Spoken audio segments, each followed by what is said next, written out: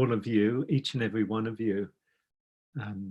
I was just, as Pat was talking, I was just scrolling through the screens and seeing all the faces, and many familiar faces, and folks who are part of our class when we were meeting in person.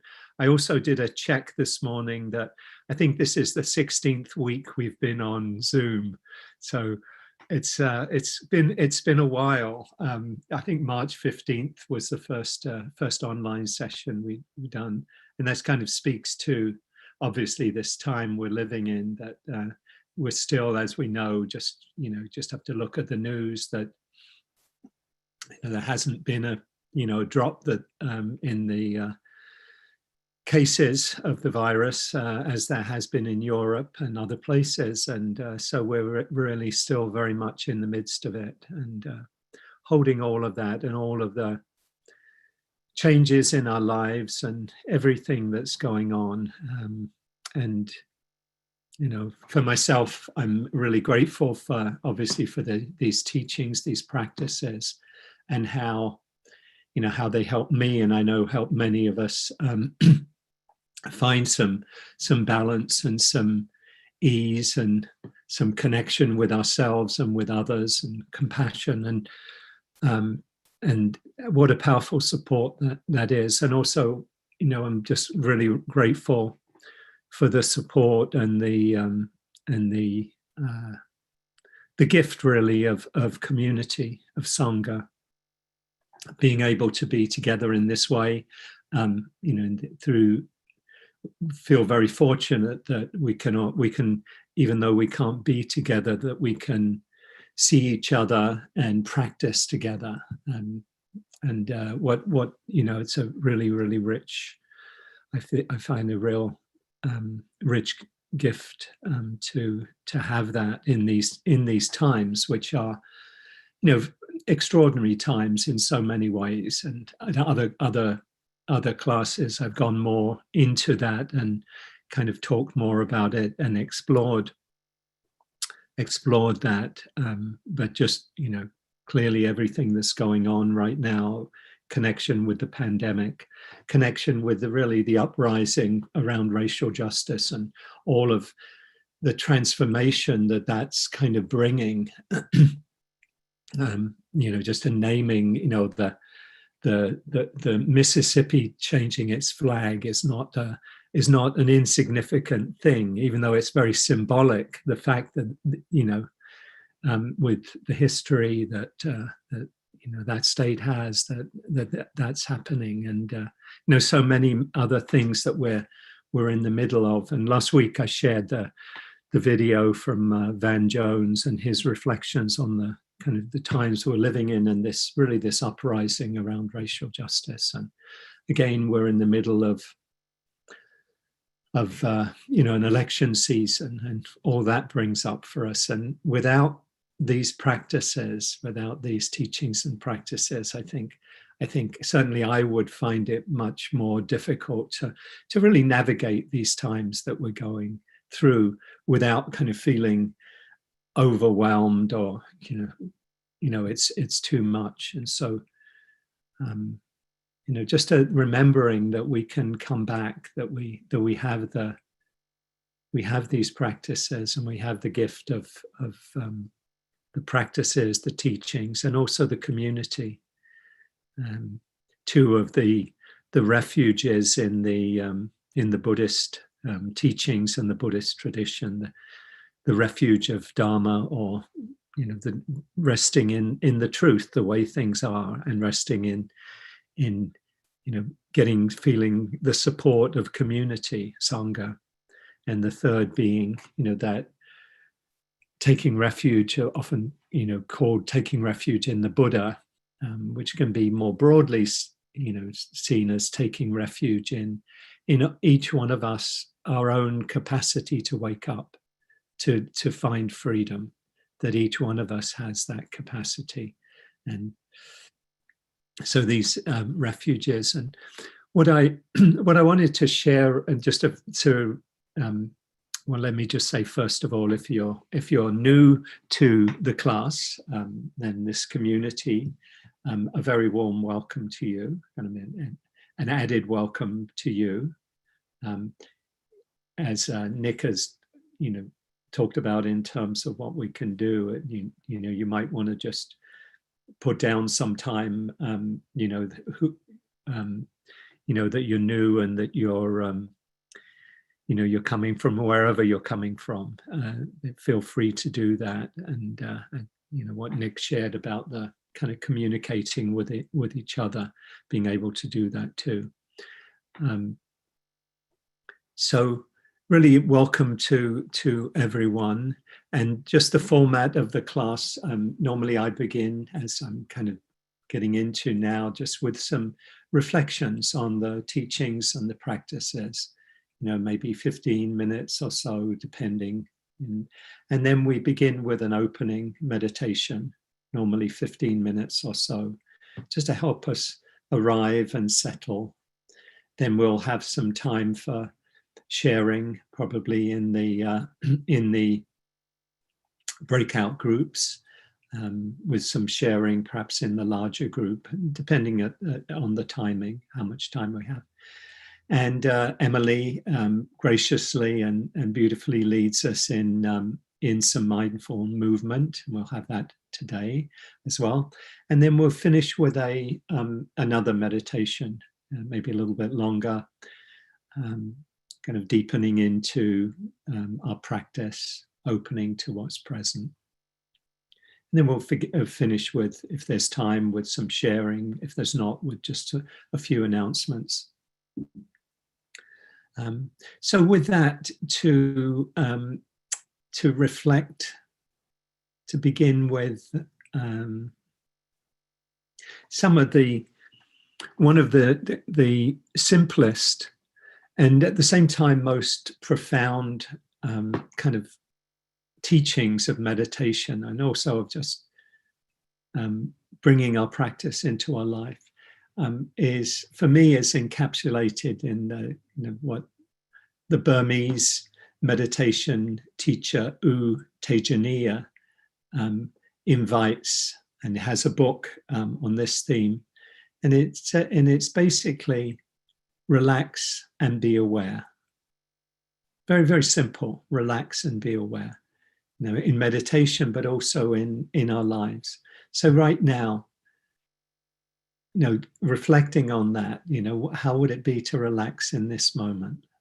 Just relax into the, sitting where you're sitting, opening to what's present, and be aware. Just be aware of what's present in the body, the heart, the mind, the environment. If we can relax, we can find the kind of the calm, some level of ease and well-being from which we can then open and be aware of our experience. If we're not able to calm the body and the mind, we will naturally tend to get caught up in whatever the kind of the winds are that are blowing us, internal winds of worry or anxiety or fear or wanting, or external winds of kind of what's coming into us from the world. So it's a very profound practice, and a simple one, but not always an easy one, to just invite a sense of calm and deepen into a sense of calm and well-being. And then to be aware. A lot is contained in those two words, just be aware. Be aware of your experience. As I'm speaking right now, just be aware of, what are you noticing? What are you noticing in your body? What are you noticing in your mood, your emotions? What are you noticing in the thought processes?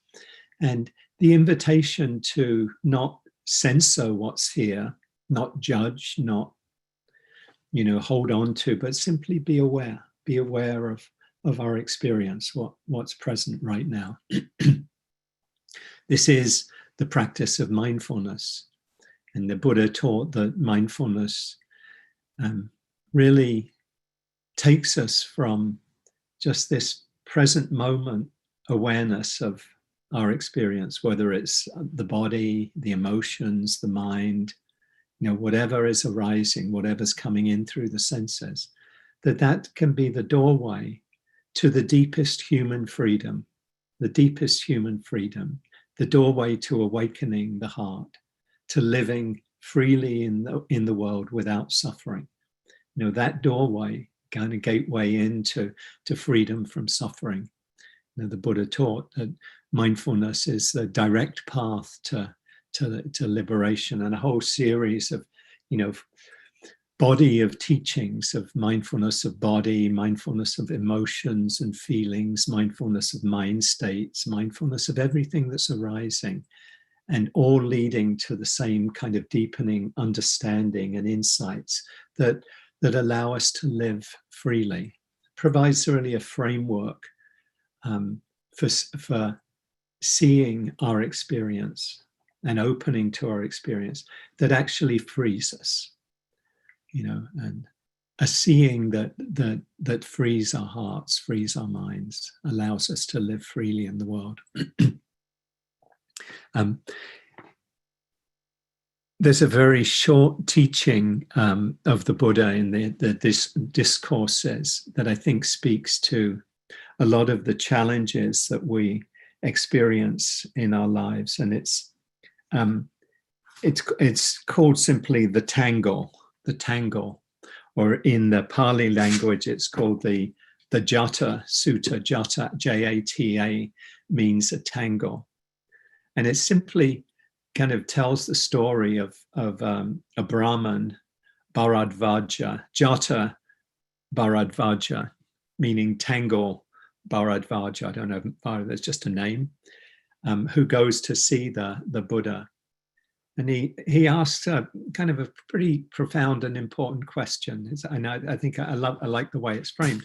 He says, a tangle within, a tangle without. People are entangled in a tangle. Gautama, there's a Buddha's family name. I ask you this, who can untangle this tangle?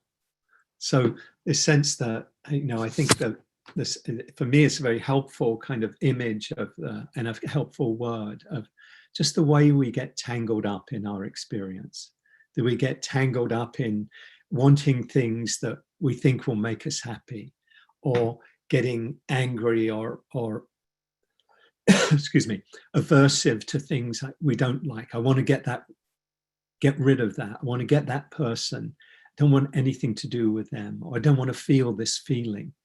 I don't want to feel this fear or this anxiety. So we get caught up in the tangle. A lot of our tangles are the habits of our lives, that we kind of keep repeating. We keep getting pulled into the same patterns over and over again. So this kind of way that we get tangled, one way you can see it is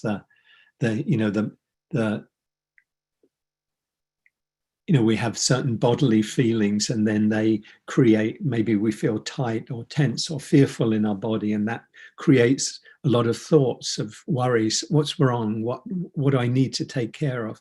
And then we tense up even more, and the body gets tighter. And so we get into kind of all the tangles of feelings, emotions, thoughts, beliefs, and they can really kind of tie us up in knots. And I think a lot of our practice is as this kind of sutta, this discourse talks about, kind of untangling the tangles, kind of like a ball of wool with different strands kind of caught, different colors and all kind of tangled up. We kind of have to kind of take this one away and take this one away, untangle the tangle. And the practices that we do, the practices of mindfulness and compassion and loving kindness are helping to create the conditions for untangling the tangle, for just seeing things as they are. And the Buddha said in another sutta, a very simple sutta called Bahiya, Bahiya, he said, in the seen, let there just be the seen. In the heard, just the heard. In the understood, just the understood. That And then we don't create the tangle of one thing leads to another, and it all gets tangled up. If we can see what is seen right now, what is felt, experienced right now, and rather than having the feeling get tangled up with the emotion, with the thoughts, and we get kind of taken off on a ride into, into suffering, into unpleasantness, into difficulty, we can just say, okay, I'm noticing this feeling. I'm noticing my breathing is short or it's deep. I'm noticing this sound, so that each experience can be experienced within its own field without kind of proliferating a lot of other unnecessary entanglements, if you like. So the practice of untangling ourselves from our tangles.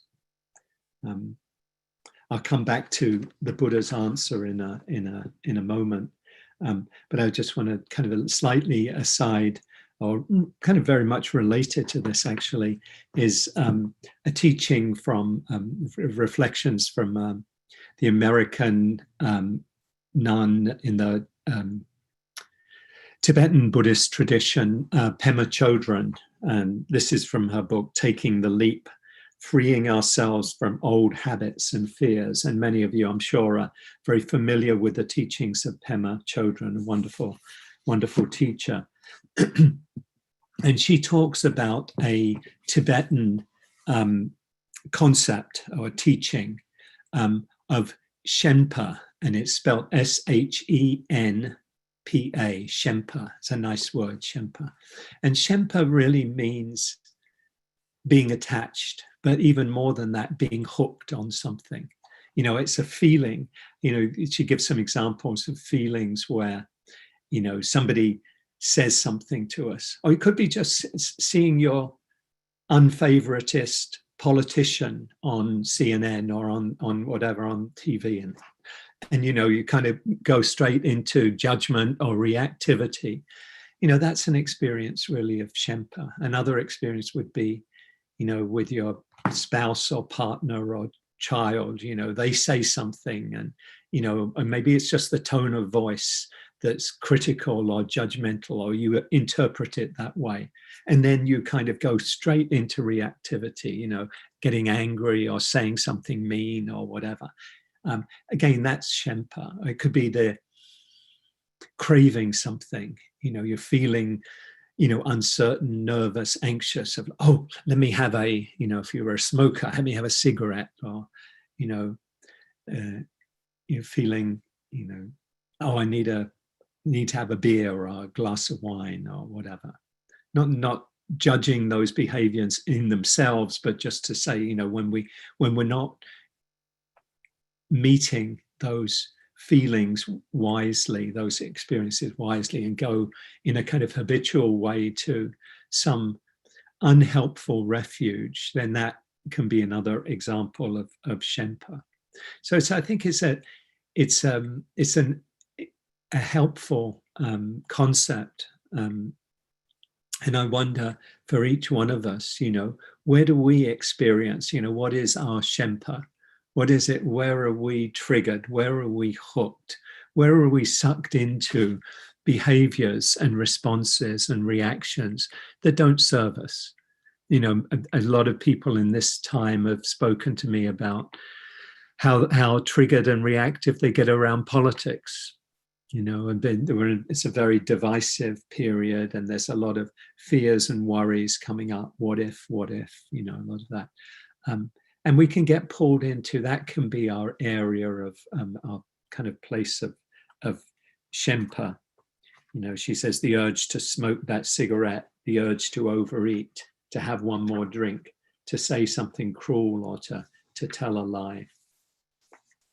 And she gives an example as well of when we're meditating, we can bring the same kind of reactivity into our meditation practice. For example, we want to have a nice, calm and peaceful sit in meditation. And, we things get very calm and peaceful. I say, oh, that's very nice. I really like that. But we can hold on to it. We want to go back to it. We want to get to that again. We can, so that can become a place of Shenpa, of kind of getting hooked on wanting a certain experience. Conversely, we have a quote bad meditation. Not really any such thing as a bad meditation, I don't think, but in our minds we can take it to be, oh, the mind was all over the place, I was wandering, wasn't present very much at all. We can judge ourselves for that. Oh, my practice is so, this or that. We get, and she says this.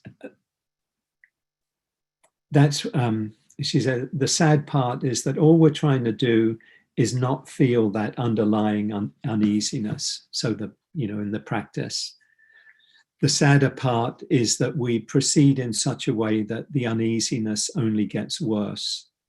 She says the message here that the only way to ease our pain is to experience it fully. The only way to ease our pain is to experience it fully. Learn to stay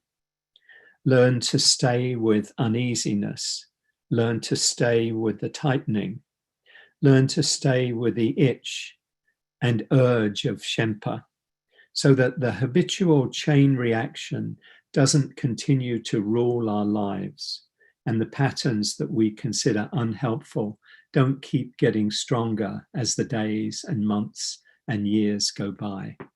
So just to stay with the feelings. So if we feel that urge or that tightness or that feeling like we're stuck, to invite ourselves just to breathe into this experience.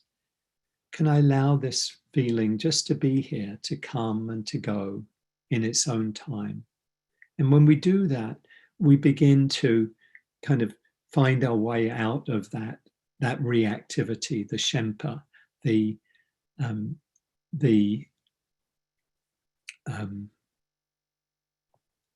hookedness, the being hooked. And we begin to, going back to that sutta from the Buddha, the Jata Sutta, we begin to untangle the tangle. We untangle the tangle of our lives. We can, when we see, okay, I'm tight here, and we allow ourselves to open and be present for our experience, then we're not fueling that tendency or that habit to reactivity. Because each time we go towards the reactivity, each time we kind of go with the Shenpa, we go with the urge, we act it out, we get angry with the person, or we have the cigarette to comfort ourselves, or the piece of cake, or the glass of wine, or whatever it is. Each time we do that, we're actually strengthening we're actually tangling ourselves up even more. We're strengthening those habit patterns, those tendencies of the mind to get more entangled. So the Buddha, in answer to that question of who can untangle this tangle, says, someone who's established in virtue, discerning, developing discernment and mind, a monk or a practitioner, ardent, astute, she or he can untangle this tangle. Those whose passion, aversion, and ignorance have faded away, their afflictions ended. For them, the tangle's untangled. What the Buddha is pointing to is that we can actually untangle the tangle in a complete way so that there's no more tangling. And to do this, we need to train the mind, train the heart, train in, as he says, the virtue, developing the mind, really meditation, and in wisdom, cultivating insight. These are the three main elements of the Buddha's Eightfold Path, the path to freedom from suffering. And then it's really a path to letting go of passion, aversion, and ignorance, often spoken of as greed, hatred, and delusion. Those can have many different forms. You know, we may not always feel like it's greed, but it's kind of a moving towards a wanting, a needing, a craving, that tightness around that. Or aversion, it's a kind of a pushing away, it's a rejection, it's a not wanting, don't want that. Or it's a disconnection, kind of checking out, being bored, not being interested.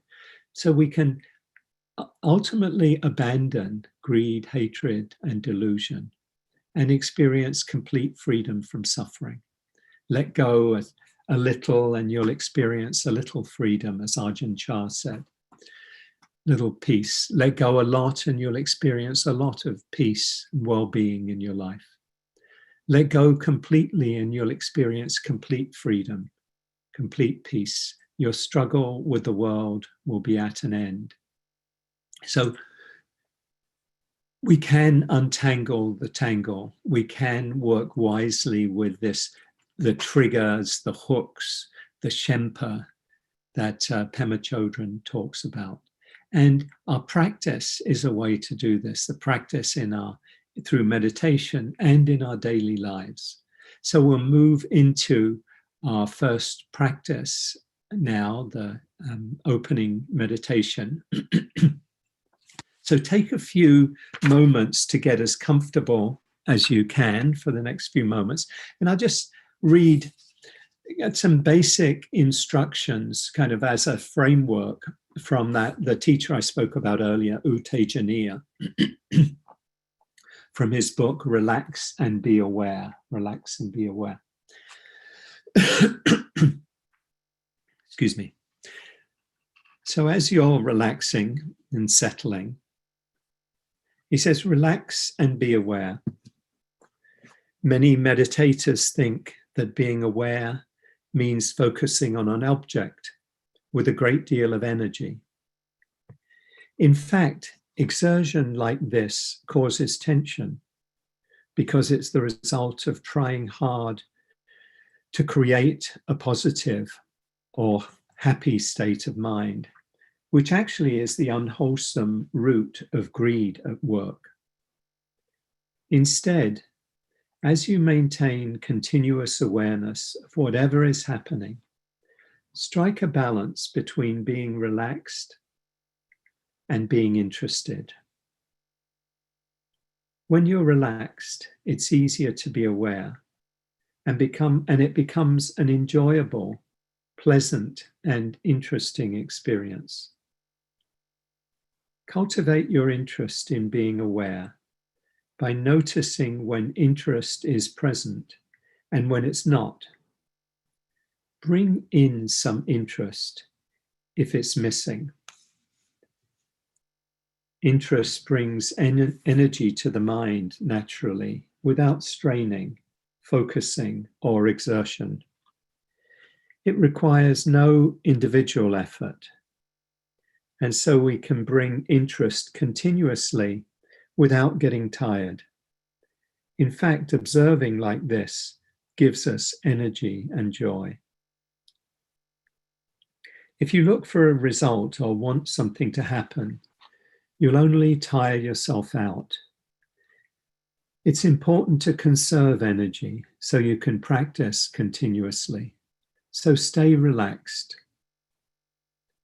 The meditating mind is naturally relaxed, calm, and peaceful. So when you stay with the meditating mind, you naturally learn to not focus, control, create, constrict, or restrict. Meditating is accepting whatever arises, pleasant or unpleasant, good, quote, or bad, quote, and observing it in a relaxed way. So practice in a relaxed way, but don't stop practicing. Check yourself often. Are you tense or relaxed? Check the mind and the body.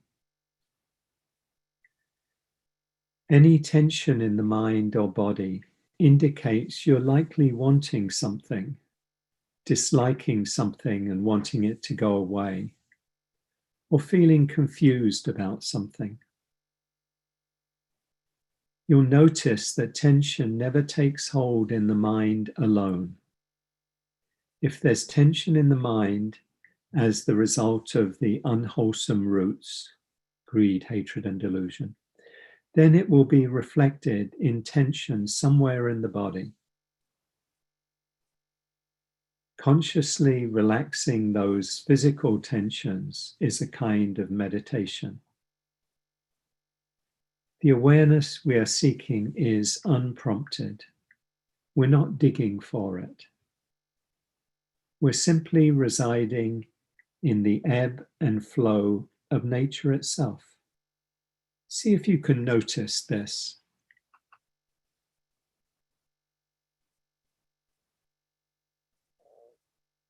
So if it's helpful, you might take a few longer, deeper breaths as a way of helping to calm the body, the mind.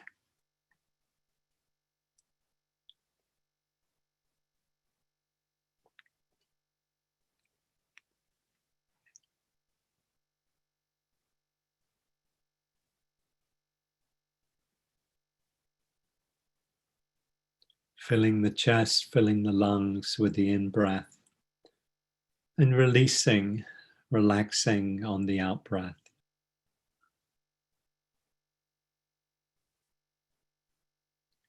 You might invite in that sense of calm, relaxation as you breathe in.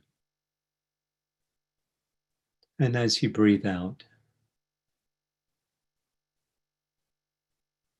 calming the body, calming the mind.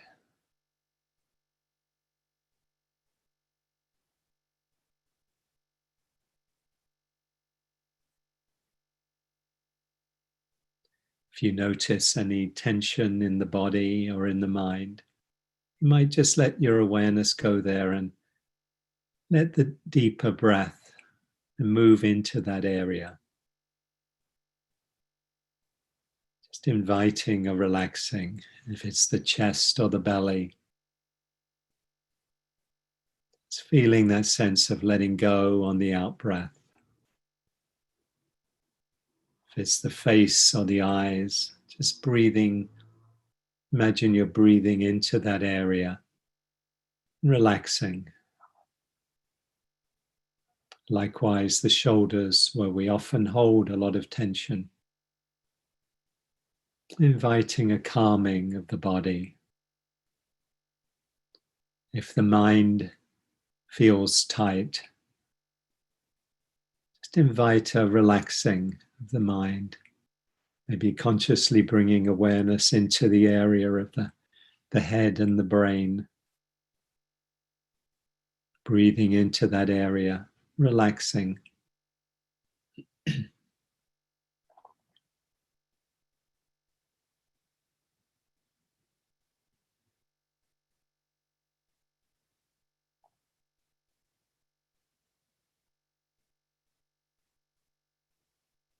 And maintaining this awareness of your breathing. Continuing to take some deeper breaths if that's helpful. Or whenever you're ready, just letting the breath settle into its natural rhythm. And as you're aware of your breathing, you could consciously invite a smile to your face. The smile also helps us calm the body and the mind. It naturally sends a message to our brain and to our nervous system that we can be at ease. We can let down our vigilance or our kind of defensiveness. And if it's helpful, you could bring to mind a loved one, someone who easily invites a sense of joy or happiness or calm in you.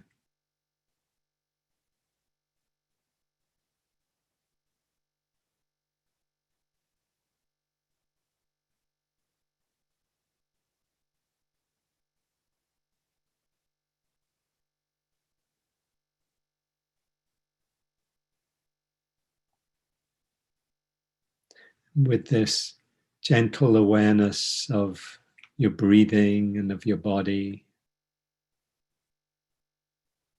You might just scan your experience and notice what's present. Just be aware if there's any area that there's some tension or some clenching of the muscles. Just inviting that area to relax and be at ease.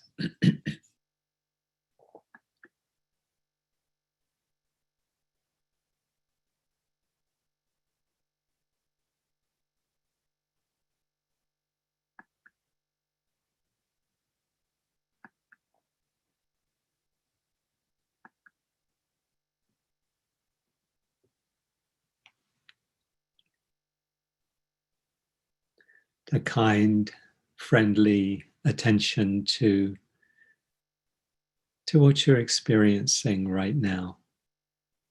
Making space for whatever is present.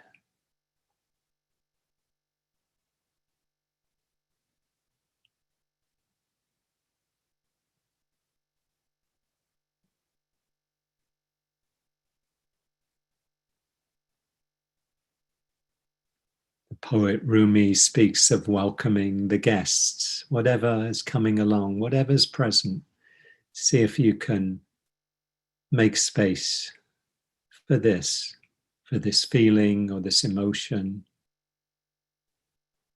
this mind state.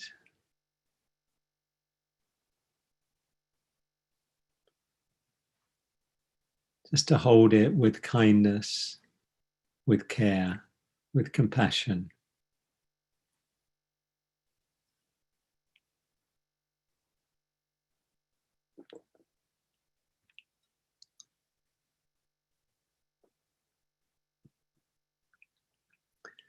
He says the dark thought, the shame, the malice, meet them at the door laughing and invite them in.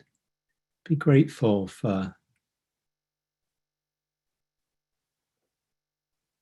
whatever arises, for each has been sent as a guide from beyond.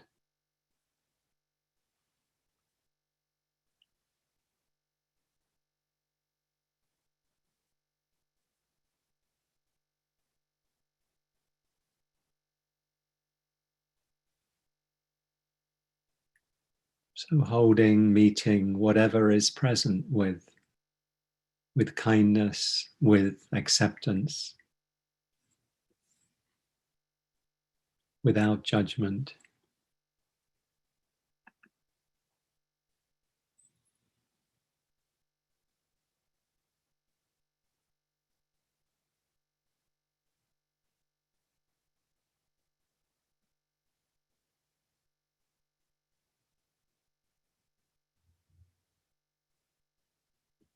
Letting the breath be a home base for you, if that's helpful to you.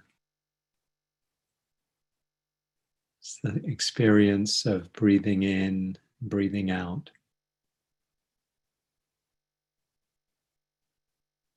It can be helpful if you're able to connect with a sense of pleasure in the breath. That can kind of encourage that sense of calming and presence. Maybe the cool air in the nostrils or the feeling of release, of relaxation as you breathe out.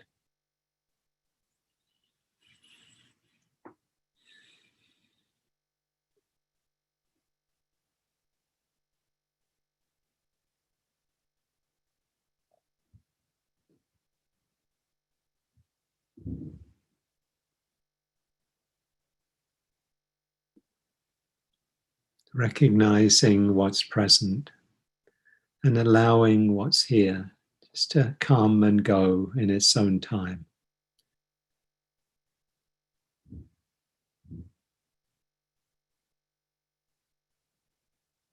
See if it's possible to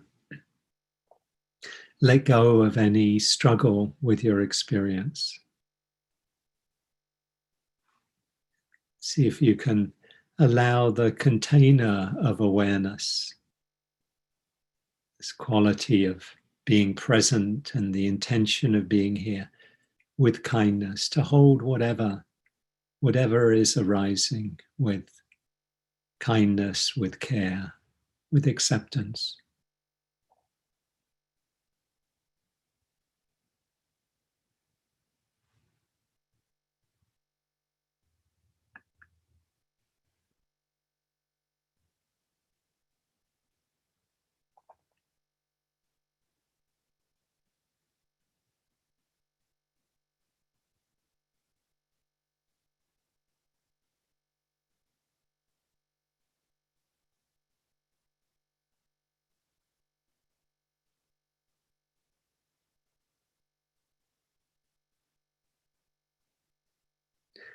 And as you are aware of your experience, you might just see what, if anything, is calling for kindness, for acceptance, to be met with compassion right now. You might be going through a challenging time in your life, or in this time we're going through. There may be some particular difficulties you're experiencing. See if you can hold whatever is present with kindness, just allowing whatever feelings are present to come and go.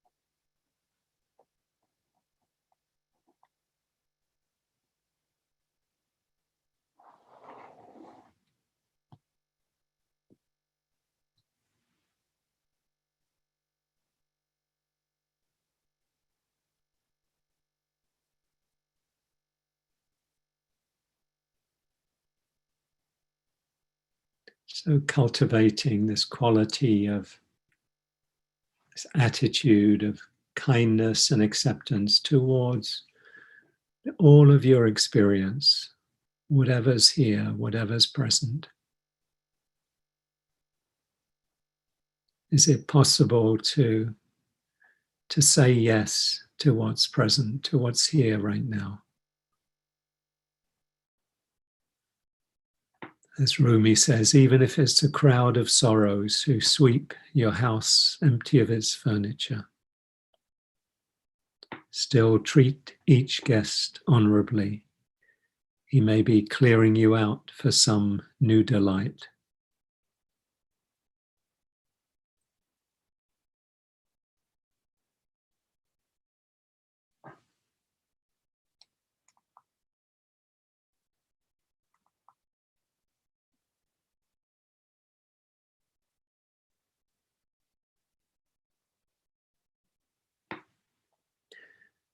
We'll finish with this poem by Mary Oliver called Morning Walk. Little by little, the ocean empties its pockets, foam and fluff, and the long tangled ornateness of seaweed, or the whelks ribbed or with ivory knobs, but so knocked about in the sea's blue hands, and their story is at length only about the wholeness of destruction.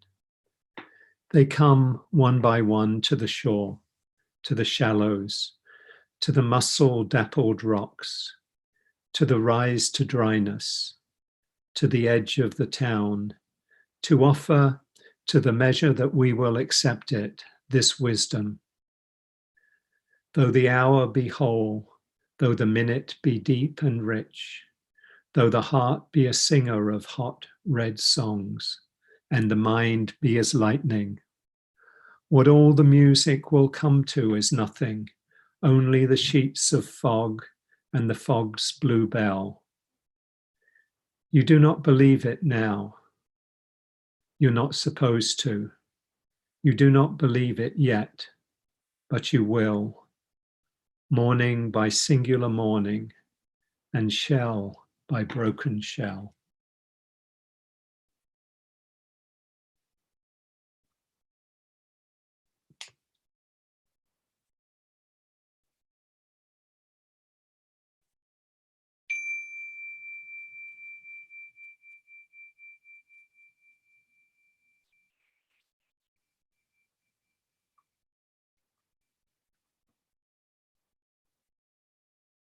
So before we go into groups, just taking your time coming back into the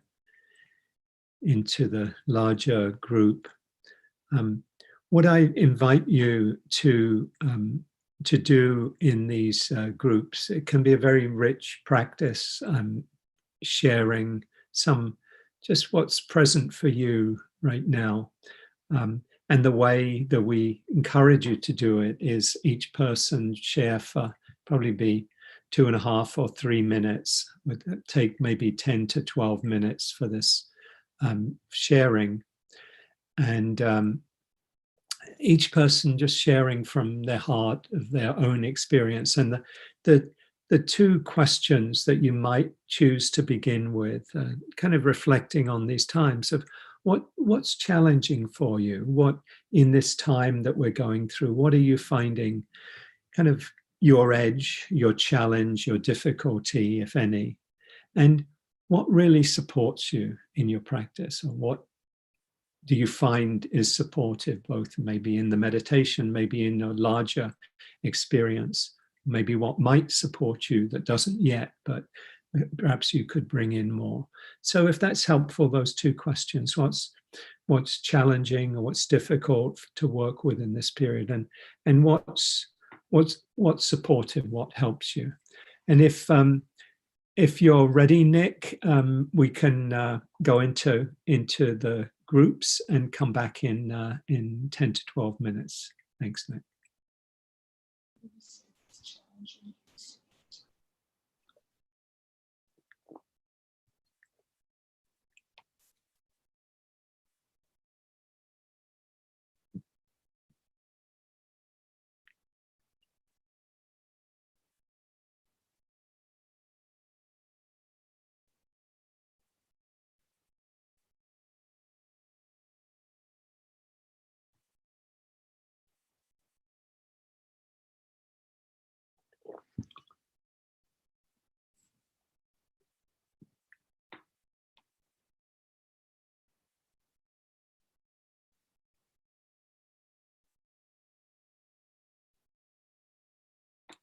And if those who are not choosing to go into a group, just invite you, if you like, to use this time to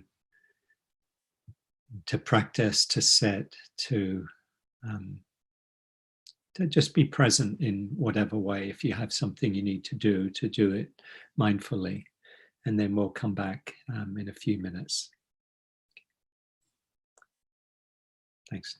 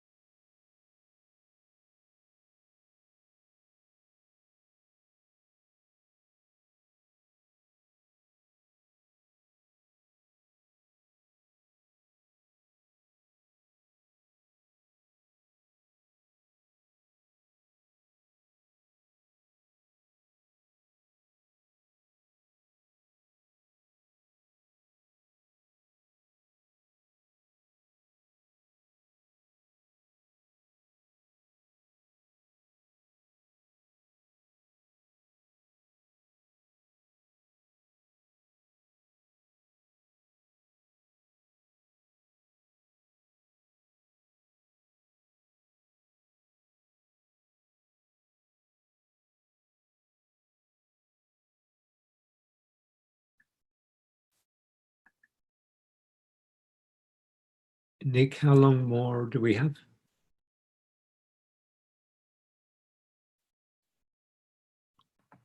Five minutes. Okay. And were they groups of four? They were all over the place. It was either 2, 3, or 4. So they were all over the place today. But the idea was four. Yeah, the idea was 4, and the computer just sort of like was all wonky. So there's some people with 2 and some with 4. I hope it worked well for them. Yeah. We'll hear about it either way. Yeah, I'll be right back. Cool.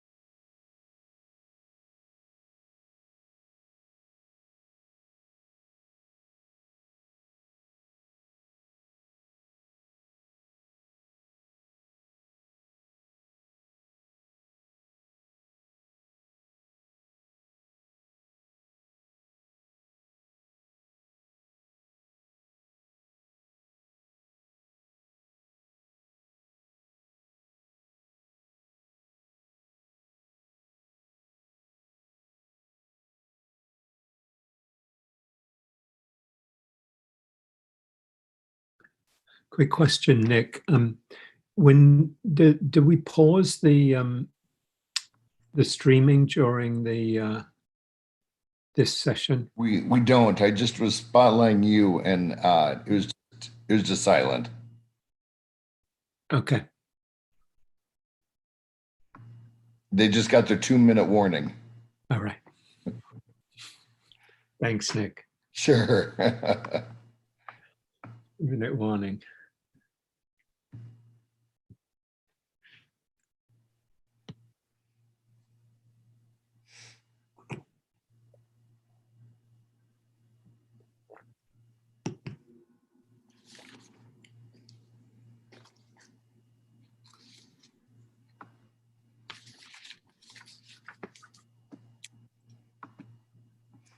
Are you gonna have time for the talking in the big group? Yeah, what I'd like to do is just have a couple of folks, Yep. and I'll invite people to put any reflections in the chat as well. So that's another Yeah. opportunity for sharing, but just with 100 people, it's not a lot of space Yeah. for chatting all together. Folks coming back? 1 minute. All right.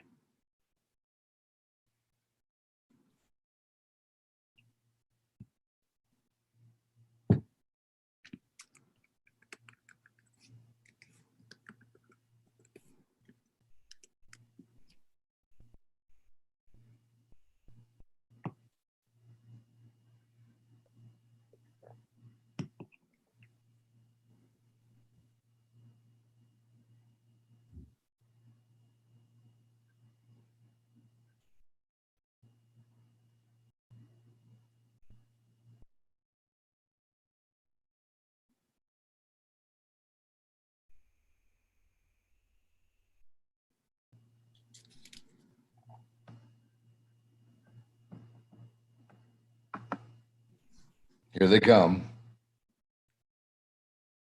All right.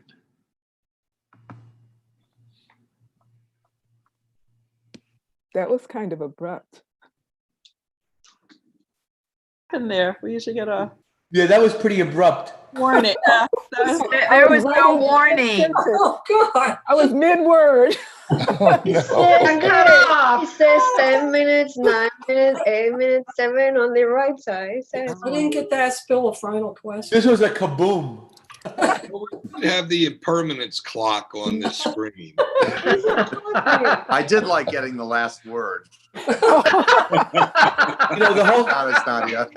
that timing might have been part of Hugh's lesson. I'm not sure. Okay. that's what it is. It was all planned. I'm gonna submit all your complaints to the management. Just think of it as the Buddhist reckoning. Okay. Well, I was in a lovely conversation, so I appreciate the time that I did have. And, you know, everyone could come back after 12 o'clock for the lunch. So Nick's No, getting God. it was a cliffhanger to get you to come back for the lunch session. Colleen will have to get you later. No, Colleen got out of talking. Oh. Yeah. You know, welcome back, and sorry. You're mute. What I think I'd like to do is, if I would invite anyone to share any reflections in the chat in the next few minutes, if you'd like to do that, about, you know, what your experience was, or, you know, anything you'd like to share there that feels like you. Oh, shoot. And maybe just hear from a couple of folks. Obviously, we're not going to be able to do a lot of group sharing with both the number of us here and also the timing. But if anyone would like to share a short reflection or a question, and then we'll Emily will lead us in some movement. So just quick check on that. If Cassie, you're very good at seeing if people have their hands up, and I'm just scrolling. Barbara Robinson has her hand up. Thank you, Cassie. And I just have to tell you that, Hugh, I've brought a prop downstairs to show everyone that is called a tangle. This belonged to my mother, and this is a piece that the Museum of Modern Art sold years ago. Can you see it? I'm trying to find you, Barbara, on the screen. Oh yeah, got it. Thank you. Wow. Okay, I'm holding this piece up. Oh, that's fantastic. It is called a tangle.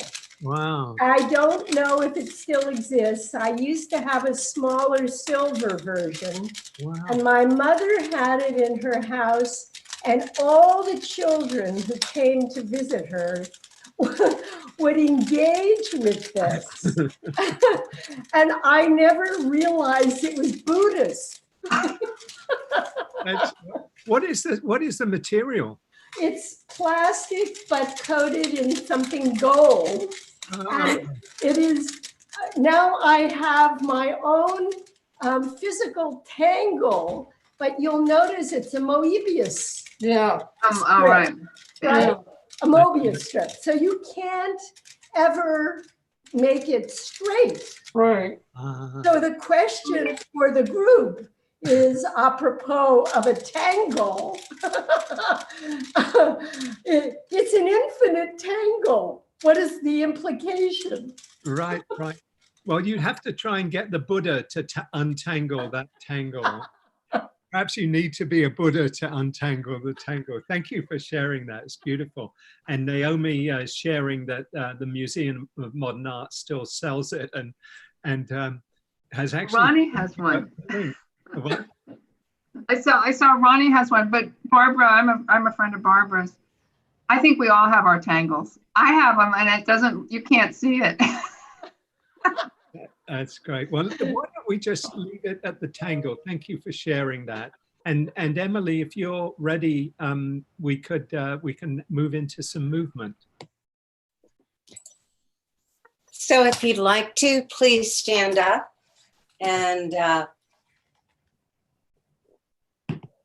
find your feet, find the ground, become grounded, lean forward and back, sway from side to side, and then come to rest on the full, solid points of your foot, raising your arms up, reaching up, and gather the energy of the sky, the clouds, and all that is in the atmosphere, the oxygen, and bring it to your heart. Gather the energy of the room, all of us together, the kindness and compassion, and bring that energy to your heart. And then gather the energy of the earth, that which fills us with so much abundance, and bring that to your heart. And now coming into cactus pose, we'll be moving 3 times to the right. Breathe in and neutral. Exhale, right. And center. Right. And center. And right. And center. Inhaling into the left. And center. To the left.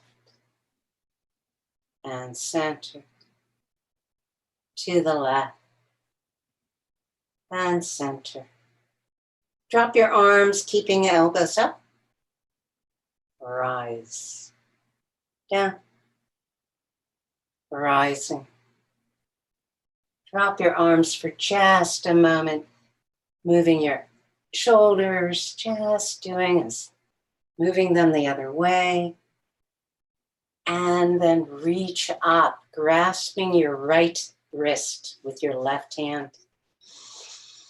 Breathing in, tilt to the left. Breathing into the right rib cage. One breath here. And breathe in to rise up, switch wrists. Breathing in and tilt to the right. Breathing here in a short breath, extending out. And rise up. Release your arms, float your palms down. And then grasping your hands at the back of your waist. Breathe in, lifting your chest up, opening up, lengthening your elbows. And then bring your hands back to your chest. Tuck your chin to your chest. Breathe in, opening up your chest, lengthening your arms. And exhale, drop your chin to your chest. Last time, breathe in, opening up. And drop down. Release your hands, float them. Just do your own dance for a moment, swaying in any way you wish. From side to side, or how you wish. And then placing your hands above your knees, on your thighs. Come into a forward bend. Breathe in. Exhale. Lower, dropping your head, shoulders, middle back. Dropping down. Extending your arms if you wish, however is right for you. Take a deep breath in here and exhale with a sigh. Inhaling. Exhale with a sigh. Last time.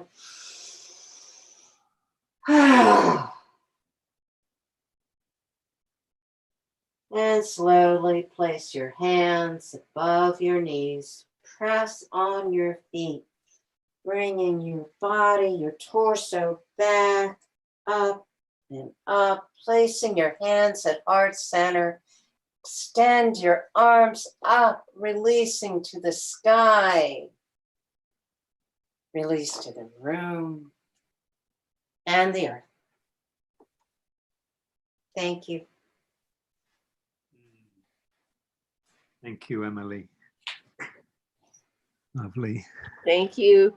Thank you. Just in your own time now, coming back to sitting posture for the last meditation, a final meditation.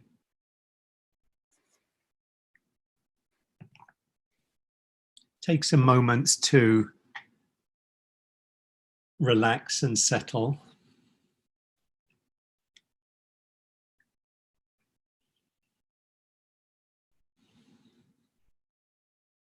Taking some few deeper breaths, if that's helpful to help you settle a little bit more, relax, calm the body and the mind.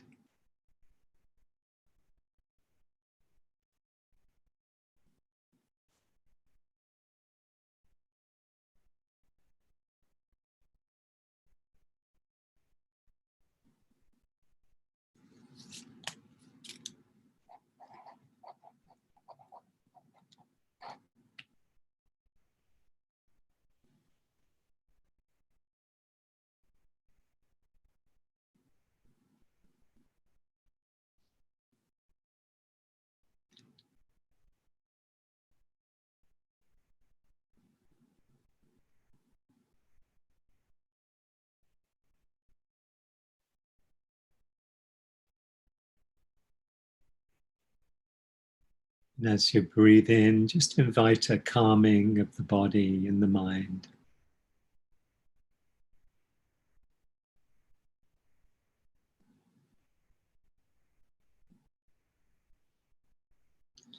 Relax and be aware.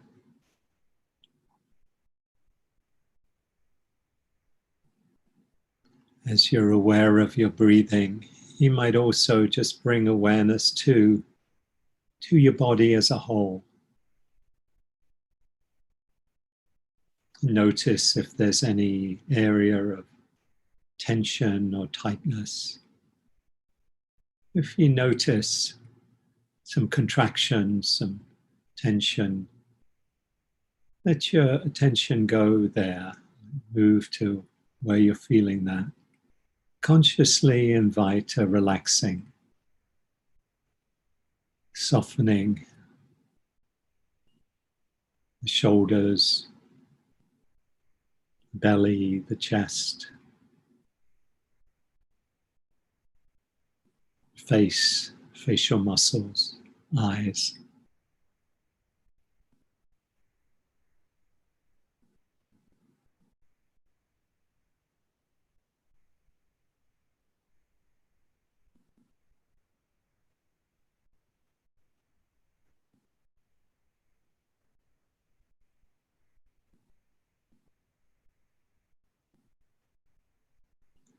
Bringing a kind and receptive awareness to whatever is present right now.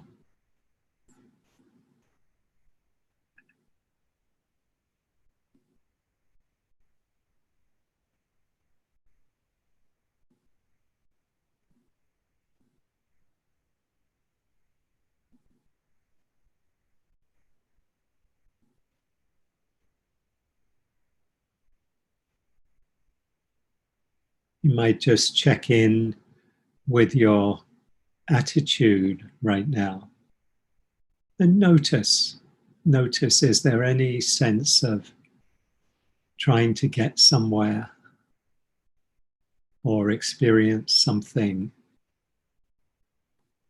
or any sense of resisting your experience or checking out? And whatever you notice, See if you can meet what's here with an attitude of kindness and acceptance.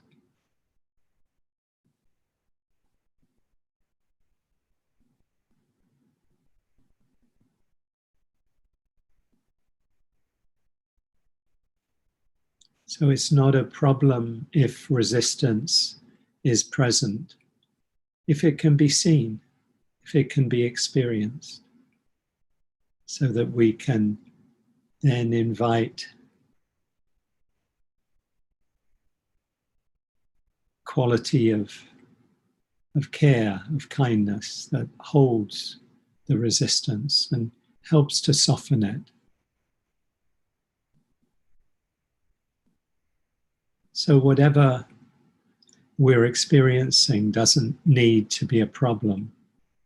If we can simply see it, be aware of it, just letting it come, letting it be, letting it go.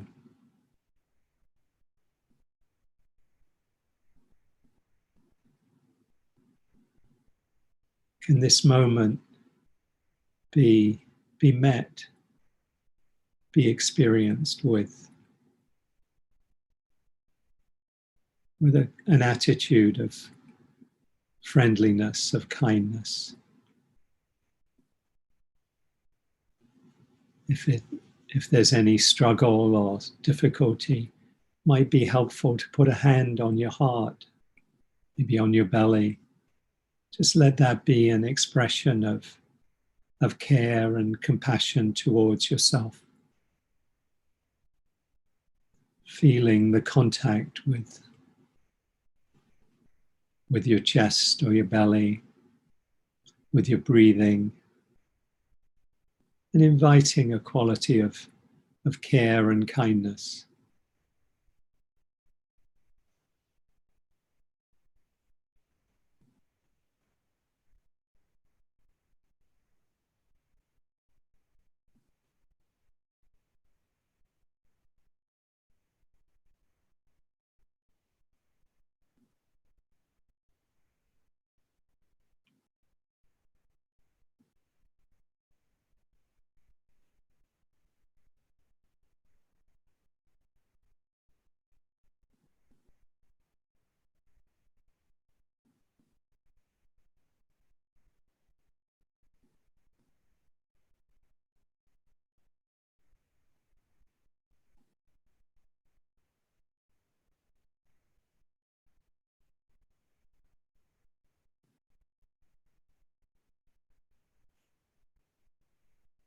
See how it is to invite kindness to whatever's here right now. To bathe your experience in kindness, just in that intention and attitude of kindness.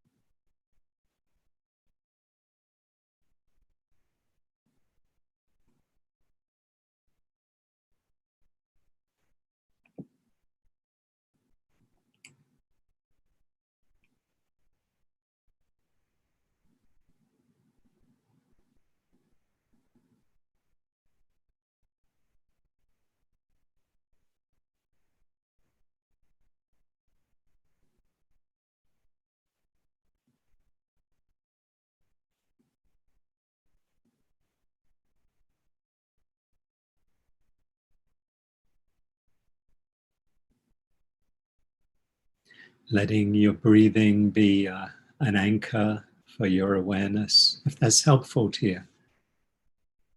It's the experience of breathing in and breathing out. Breathing in, knowing that you're breathing in. Breathing out, knowing that you're breathing out.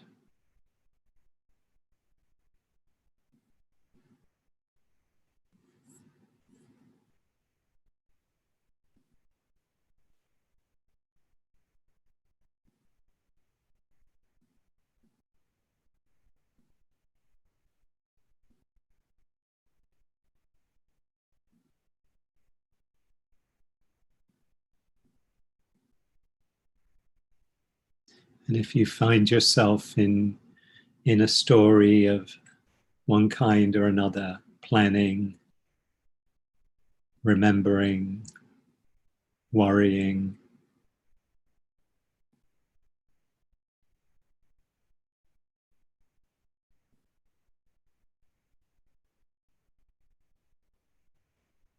or in some images or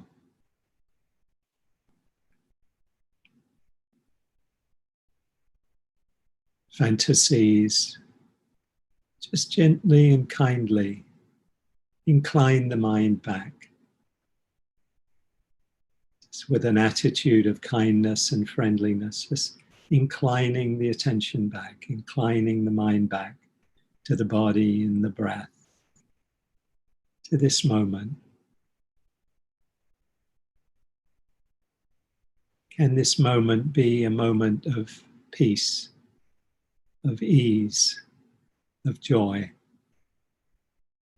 Whatever is present.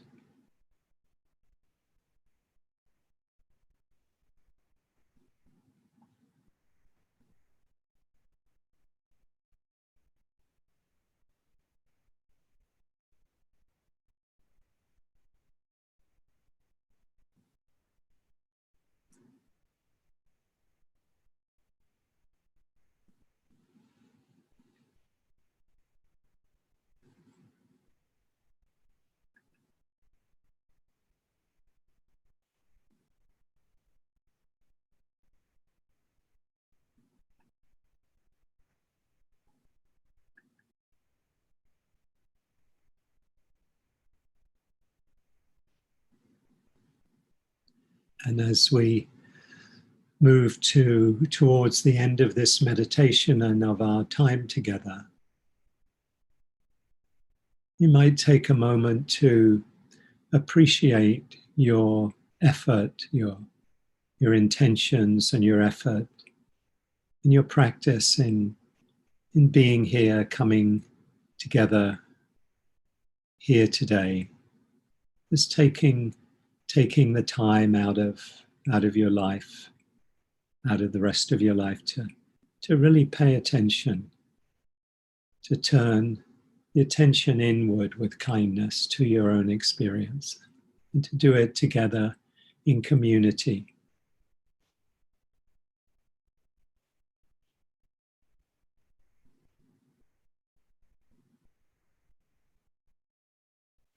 You might take in any feelings that come up. Maybe a feeling of warmth or happiness, or whatever is present.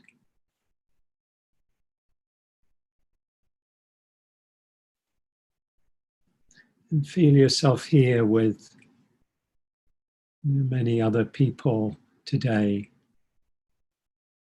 Feel and experience your practice being supported by everybody else, and how you support everybody else's practice. Just feeling us together in this field of community and of kindness. Perhaps sending a wish of kindness, of loving kindness to everyone who's here today, together. Wishing that they be happy, and safe, and healthy, and peaceful. That they live with ease, with kindness.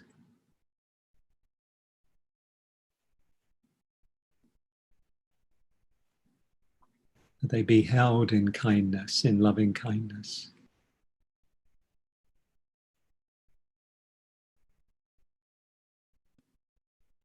And feeling yourself held in this field of loving kindness, of care, of compassion, of those, everyone committed to waking up, to living more freely with more kindness and care. This field of loving kindness.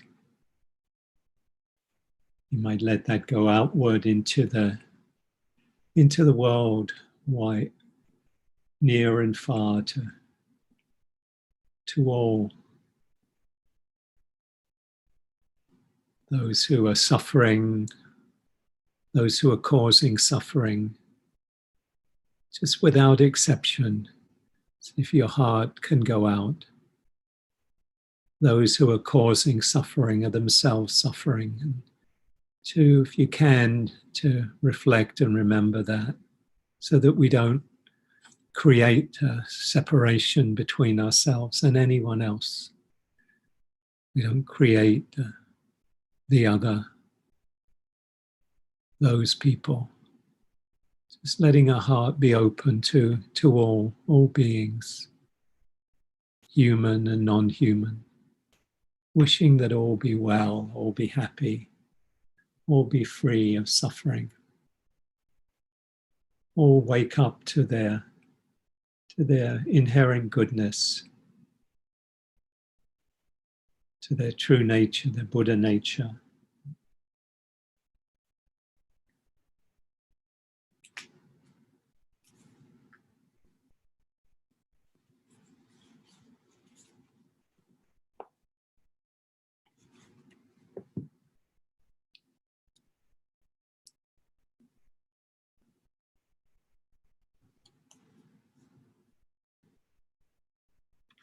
This short poem by Wendell Berry to finish, called To Know the Dark.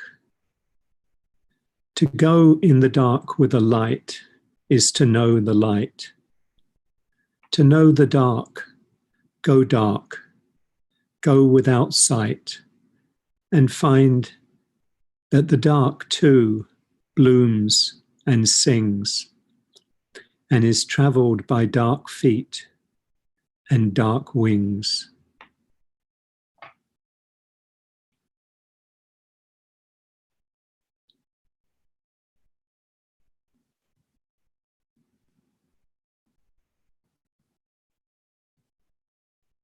May our practice today be beneficial to all beings and help heal the suffering of the world,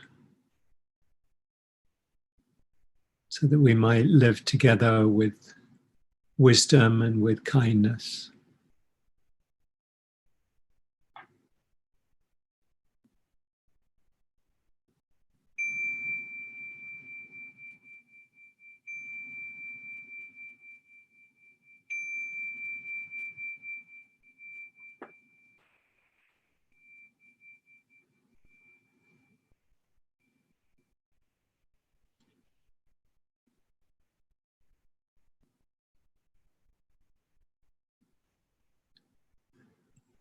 So we're going to finish up with just a few announcements, and I'll begin with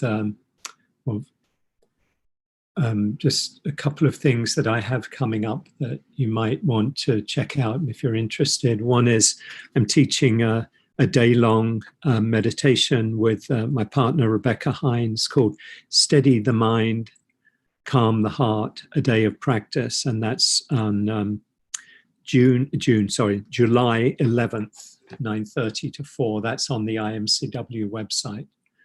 I'm also teach on Tuesday evenings at 7. If you'd like, feel free to join us for that.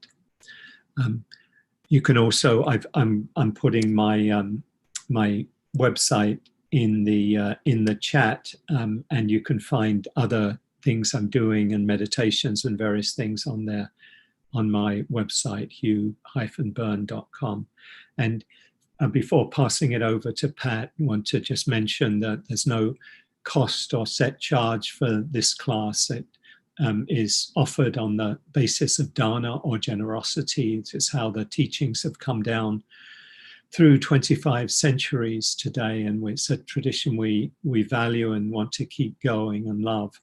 And so it's an offering if you're able to, and appreciate what's offered to support the teacher and the community. You can offer whatever is feels write to you, and Pat's going to share the link there, the various ways in which you can offer dana through check or through the website or PayPal or Venmo or Zelle, all of these things that many of us only recently became aware of. It's been a joy to be with you today. As Pat will probably mention, a number of